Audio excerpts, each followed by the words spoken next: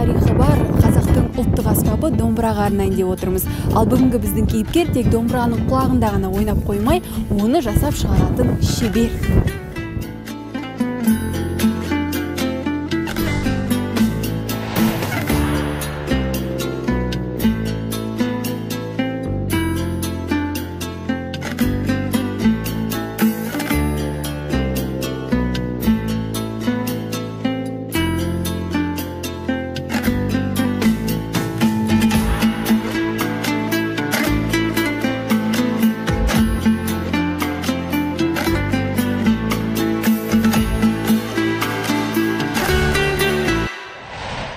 Мен аты жөнім Айбат Кәрібай.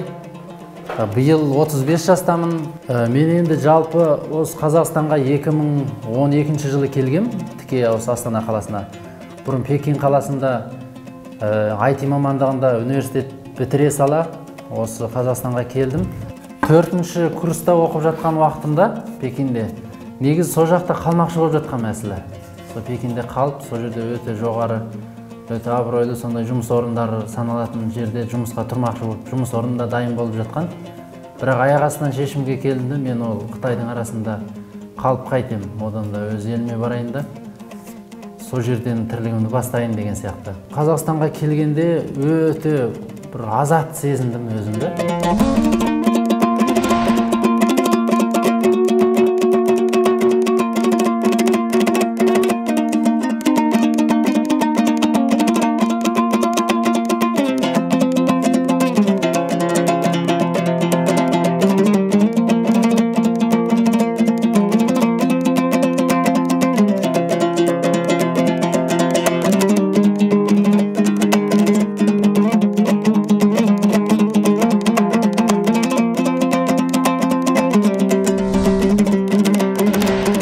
Әулетіміздің негізгі сүйікті, былайша айтқанда айналысатын сүйіктісі деп айтсақ болады. Біз осыны жалғастырып әкеміздің жолын. Әр өзімізде домбырашымыз, біз үшін өте қызықты, сондай тартымды жұмыс. Біз осымен айналысқанға 20 жылдан асты. Қазір осы Астана қаласындағы ең жақсы домбыра жасау шеберінің біріміз. Домбыра жасауда бірі күшті, екінші ақылды, үшінші сезімді қажет етеді. Кейбір жұмыстар бар, күшпен істей бересіз, кейбір жұмыстар тек ақылмен. Ал бұда үшеуі де қосылғанда сезім де болу керек. Егер сезіміңіз болмаса, бұған сіздің жақсы энергияңыз сіңбесе, бұл енді бір ішетін жейтін нәрсе емес, киетін нәрсе емес. Бұда өте әсемдік болу керек бір, түр тұлғасының өзінде, дыбысын айтпағанда. Ең маңыздысы дыбысында әсемдік болу керек те. Бұл енді жанның бір қуат беретін сондай аспап болғаннан кейін адамның күйі бұған бірінші тұрақты болу керек.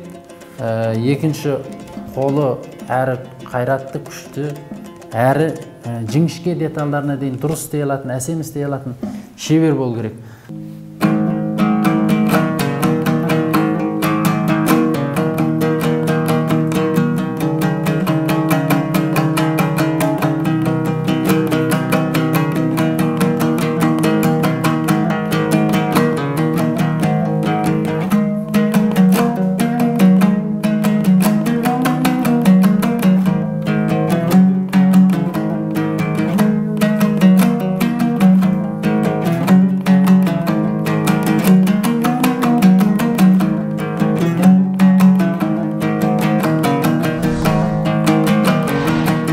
Негізі 10 жасынан бастап бірдеңелер жонып, бірдеңелерін қарап деген сияқты сызып, өлшеп, сондай жұмысын істейтін. 12 жасымда бір кішкене домбыра жасадым, орташа размерде бала домбыра. 1 ай бойы жасадым оны, өйткені өзім алғаш болғаннан кейін білмейтін жерім де көп болды, қиын жер де көп болды дегендей. Бір қуанған жерім соны аудандағы бір таныс туысымызға апарып, соны 100 юанға сатып, шешем 100 юанға саттым деді, бірақ ақшасын бермей қойды бір жағынан.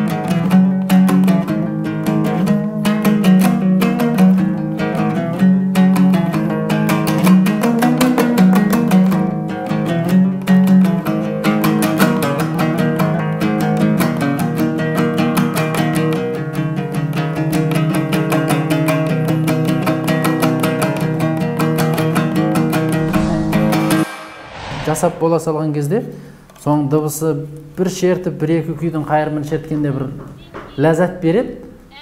Сол ананың ақшасынан да құнды сезіп, меғанса өмір бойы, анаған жасаған домбырам өкінбейтін дейді. О да қуанып ұстап жүретіндей деген сияқты. Адамға мысалы енді өмір бір-ақ рет беріледі ғой.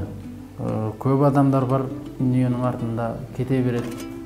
Енді дүниені ол қуған жетпейді ғой, қанша түбіне ол, ешкім жетпегенде.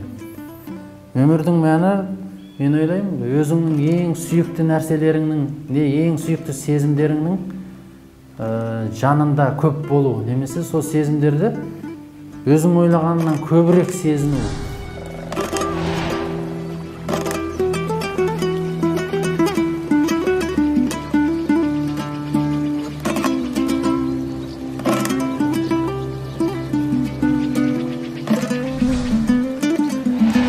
Мақсатым мысалы домбыраны жаңа гитаралар сияқты, скрипкалар сияқты бір халықаралық өте жоғары деңгейде, мысалы жоғары орындарда, арнайы бір эксклюзивті дүкендерде бір ой шіркін-ай, мынау $100,000 домбырасын-ай, ой шіркін-ай, мынаны жаңа Нью-Йоркта шерткенде осылай таңғалыпты деген сияқты сондай бір деңгейге жеткізсем деген сол арман бар. Сүйікті арманның біреуі сол енді.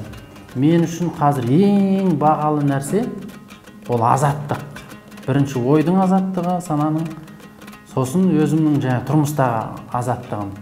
Кішкентай кезімнен Эйнштейнді жақсы көріп өскенде, Эйнштейн, Эдисондардың кітабын оқып, сонда Эйнштейннің бір сөзі бар.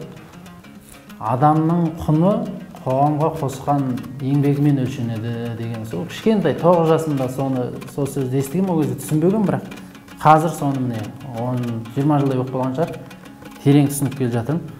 Сонда адамның құны біреу айтады, мен ақшам көп дейді, біреу айтады, абыройым бар дейді, біреу айтады, билігім бар дейді.